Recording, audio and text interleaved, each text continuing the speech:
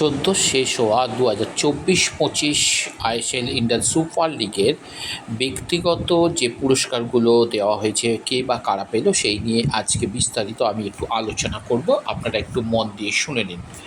ভালো লাগলে অবশ্যই শেয়ার কমেন্ট করতে ভুলবেন না।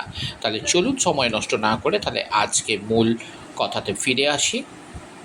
আমরা সবাই জানি 12 তারিখে যে ফাইনাল খেলা হয়ে গেল মোহনবাগান সুপার জায়েন্টের সাথে বেঙ্গালুরু এফসির দলের। সেই খেলাতে মোহনবাগান 2-1 গোলে কিন্তু পরাজিত করে চ্যাম্পিয়ন হলো সুপার জায়েন্ট, এবং মোহনবাগান সুপার জায়েন্ট এবং চ্যাম্পিয়ন হওয়ার সুবাদে পেল 6 কোটি টাকা এবং পেল আইএসএল ট্রফি।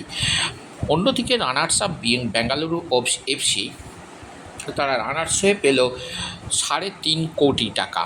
এবার আমরা কিছু ব্যক্তিগত পুরস্কারের কথা সেগুলো বলে দিই। গোল্ডেন বুট পেল আলাদিন আজহারিন, নর্থ ইস্ট ইউনাইটেডের পেল 2.5 লক্ষ টাকা।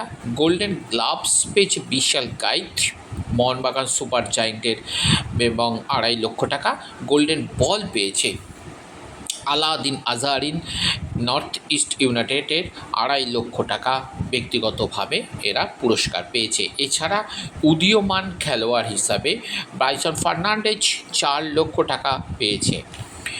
বেস্ট গ্রাসরুট যে দলকে দেওয়া হয়েছে সেটা হচ্ছে জামশেদপুর এফসি, এবং এলিট যুব খেলোয়াড় যারা তুলে আনার ক্ষেত্রে যে পুরস্কারটা দেওয়া হয়েছে সেটা পেয়েছে পাঞ্জাব ফুটবল ক্লাব, এবং player of the tournament Alaaeddine Ajaraie north east ইউনাইটেডের, তিনি 30টা গোল করেছে। সব থেকে ভাবা যায় একটা গ্রুপ পর্যায়ে দলটাতে 30টা গোল ব্যক্তিগত পর্যায়ে গোলটা করে player of the tournament Alaaeddine Ajaraie ছাড়া আর কে হতে পারে।